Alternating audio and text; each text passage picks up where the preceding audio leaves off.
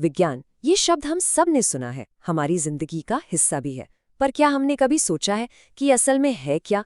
चलिए आज इसी पहेली को सुलझाते हैं। अच्छा, याद कीजिए अपने स्कूल के दिन, साइंस की क्लास। क्या विज्ञान का मतलब बस कुछ फैक्ट्स रट लेना है, या H2O जैसे फॉर्मूले याद कर लेना है, या फिर इसके पीछे कोई और ही कहानी है? चलिए आज पता लगाते हैं। तो शुरुआत करते हैं बिल्कुल शुरुआत से। ये विज्ञान शब्द आखिर आया कहाँ से, इसका मतलब क्या है? क्योंकि आप जानते हैं नाम में ही पूरी कहानी छुपी होती है। तो देखिए, विज्ञान शब्द निकला है लैटिन के एक शब्द साइंटिया से, जिसका सीधा सा मतलब है ज्ञान, नॉलेज। लेकिन रुकिए, ये कोई आम ज्ञान नहीं है, ये एक तरीका है, एक प्रोसेस है दुनिया को गौर से देखने का, फिर सवाल उठाने का, और फिर एक्सपेरिमेंट्स करके उन सवालों के जवाब खोजने का। ये एक पूरा का पूरा सिस्टम है। और इस सिस्टम को कहते हैं साइंटिफिक मेथड। चलिए एक उदाहरण से समझते हैं। मान लीजिए आपने देखा कि आपका एक पौधा मुरझा रहा है।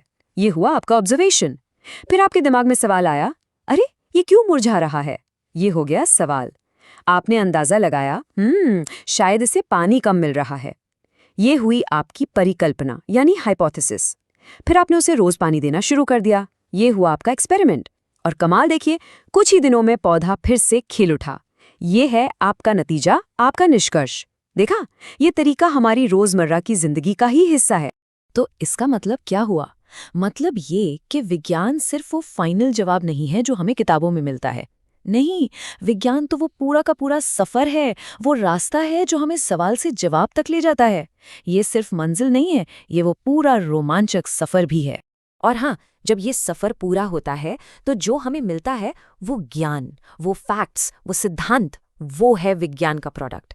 तो आसान भाषा में कहें तो विज्ञान एक प्रोसेस भी है और उस प्रोसेस से निकला हुआ प्रोडक्ट भी। ठीक है, तो अब हम ये तो समझ गए कि विज्ञान क्या है, पर अब सवाल ये है कि इसकी फितरत कैसी है, इसका नेचर कैसा है, वो क्या चीज़ है जो इसे बाकी सबसे अलग बनाती है। सबसे पहली और ज़रूरी बात, विज्ञान ऑब्जेक्टिव होता है। अब इसका मतलब क्या है? इसका सीधा सा मतलब है कि सच किसी की पसंद, नापसंद या भावनाओं पर निर्भर नहीं करता। पानी का फॉर्मूला H2O है तो वो H2O ही रहेगा, चाहे आप दिल्ली में हो या टोक्यो में। सच तो सच है, सिंपल। दूसरी चीज़, ये वेरीफाइबल है, यानी इसे कोई भी परख सकता है, जांच सकता है। अगर कोई साइंटिस्ट कहता है कि मैंने कुछ खोजा है, तो वो आपको ये भी बताएगा कि आप खुद उसे कैसे टेस्ट कर सकते हैं। ये कोई सीक्रेट फॉर्मूला नहीं है, कोई भी कहीं भी उसे दोहराकर सच का पता लगा सकता है। और तीसरी बात, विज्ञान डायनामिक है, मतलब ये पत्थर की लकीर नहीं है, ये हमेशा बदलता और बेहतर होता रहता है। जरा सोचिए, एक ज़माना था जब हम सब मानते थे कि सूरज धरती के चक्कर काटता है, फिर नए सबूत आए और हमारी पूरी समझ ही बदल गई। विज्ञान की सबसे बड़ी खूबी यही है कि वो अपनी गलतियों को मानता है और उनसे सीखकर और मजबूत होता है। और एक और बात, विज्ञान अकेला नहीं चलता, ये एक सोशल एंटरप्राइज है। मतलब ये समाज के लिए काम करता है, समाज की ज़रूरतों को पूरा करने के लिए। इसका सबसे बड़ा उदाहरण हमने हाल ही में देखा। जब कोरोना की महामारी आई तो दुनिया भर के वैज्ञानिक एक साथ आए और उन्होंने मिलकर उसका हल निकाला, क्योंकि विज्ञान लोगों के लिए है। तो चलिए जल्दी से दोहराते हैं। विज्ञान का नेचर कैसा है? ये ऑब्जेक्टिव है, इसे वेरीफाई किया जा सकता है, ये डायनामिक है यानी बदलता रहता है, और ये एक सिस्टम से काम करता है। और सबसे ज़रूरी बात, ये हमेशा सबूतों पर, एविडेंस पर आधारित होता है। ये एक बहुत ही दिलचस्प बात है। देखिए, दुनिया में जो घटनाएं हो रही हैं, जैसे सूरज का उगना, वो तो स्थिर हैं, वो नहीं बदलती। लेकिन उन घटनाओं के पीछे का कारण क्या है, हमारी ये समझ बदल सकती है। तो इवेंट्स स्टेबल हैं, लेकिन उनको लेकर हमारी एक्सप्लेनेशन बदल सकती है और बेहतर हो सकती है। तो अब तक हमने विज्ञान के बारे में जाना, पर विज्ञान सिर्फ एक सब्जेक्ट नहीं है, ये सोचने का एक तरीका है, एक माइंडसेट है, दुनिया को देखने का एक नज़रिया है, जिसे हम कहते हैं साइंटिफिक माइंडसेट। तो क्या होता है ये साइंटिफिक माइंडसेट? इसमें कुछ खास बातें होती हैं। पहली है जिज्ञासा, यानी हर चीज़ के बारे में जानने की इच्छा, ये ऐसा क्यों है। फिर आता है ऑब्जेक्टिविटी, यानी पक्षपात न करना, जो सबूत है वही सच है। साथ ही खुले दिमाग से नए आइडियाज़ को सुनना, हार न मानने का जज्बा, और सबसे ज़रूरी, हर चीज़ पर आंख मूंद कर भरोसा करने की बजाय सवाल उठाना। और आपको पता है ये साइंटिफिक सोच कितनी ज़रूरी है? इतनी ज़रूरी कि भारत का संविधान, हमारा कॉन्स्टिट्यूशन भी देश के हर नागरिक से ये उम्मीद करता है कि वो इस सोच को अपनाए और बढ़ावा दे। ये हमारी फंडामेंटल ड्यूटीज़ में से एक है। तो सवाल ये उठता है कि इस कमाल की सोच को बच्चों में कैसे डाला जाए। एक अच्छी साइंस की पढ़ाई के लिए 3 बातों का ध्यान रखना बहुत जरूरी है। इन्हें हम वैलिडिटी की कसौटियां भी कह सकते हैं। पहली है कॉग्निटिव वैलिडिटी। सुनने में भारी शब्द लगता है पर मतलब बहुत सिंपल है। इसका मतलब है कि बच्चों को वो चीज़ें सिखाई जाएं जो उनकी उम्र और समझ के हिसाब से सही हो।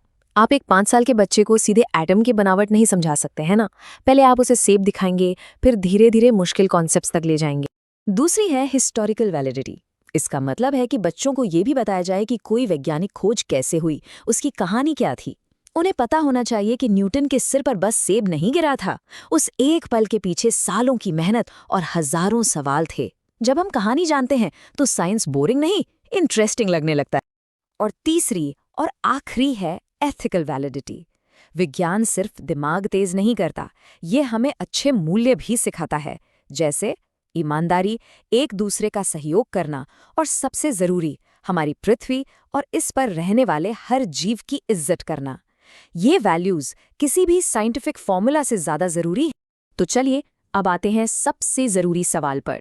इस सारी बातचीत का हमारी रोज की जिंदगी से क्या लेना देना है? क्या साइंस सिर्फ लैब में बैठे साइंटिस्ट्स के लिए है? जी नहीं, बिल्कुल नहीं। इसे समझने का सबसे अच्छा तरीका है साइंस और टेक्नोलॉजी के बीच का फर्क जानना। देखिए, साइंस पूछता है क्यों, जैसे बिजली क्यों और कैसे काम करती है, और टेक्नोलॉजी उस ज्ञान का इस्तेमाल करके जवाब देती है कैसे, जैसे इस बिजली से एक बल्ब कैसे बनाया जाए। तो साइंस वो नींव है और टेक्नोलॉजी उस पर बनी हुई शानदार इमारत। और हाँ, एक बात हमेशा याद रखिएगा, विज्ञान का रास्ता कोई सीधी सपाट हाईवे नहीं है। ये अक्सर एक घुमावदार स्पाइरल रास्ते जैसा होता है। यहाँ आप आगे बढ़ते हैं, कभी कभी आपको पीछे भी आना पड़ता है, अपनी गलतियों को सुधारना पड़ता है, और फिर आप एक नए रास्ते पर आगे बढ़ जाते हैं। साइंस में फेल होना प्रोसेस का ही एक हिस्सा है। तो हमने आज क्या समझा? यही कि विज्ञान सिर्फ कुछ फैक्ट्स का कलेक्शन नहीं है, ये एक सोच है, एक टूल है दुनिया को बेहतर तरीके से समझने और अपनी मुश्किलों को सुलझाने का। तो अब मैं आपसे एक सवाल पूछती हूँ, आज आप अपनी जिंदगी में इस साइंटिफिक सोच का इस्तेमाल कैसे करने वाले हैं?